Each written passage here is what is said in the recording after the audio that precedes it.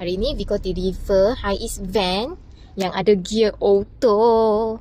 Lepas tu dia fully import dari Japan. Van yang jenis bawa penumpang. Belakang tu boleh tutup 8 orang. Rasa bawa dia tak macam van dulu tau. Van dulu dia punya enjin dekat bawah seat. So dia akan rasa macam tengah bawa lori. Tapi ni dia rasa bawa kereta biasa sebab enjin dia ada kat depan. Siap ada lampu auto, player, reverse camera, dashcam depan, RFID sticker, semua dah complete. Dia jenis yang super long wheelbase. So orang boleh nampak dia sangat panjang. Kita punya langsir pun dah tak muat dah. Dia sampai sini. Tada! Belakang ada lagi. Kalau korang tengah cari Hiace van yang bawa penumpang, ni sedia ada. Okay, dia fully import dari Japan. Dia datang satu spek sahaja. Harganya RM172,000. Dan yang ni you boleh register atas 3 kategori.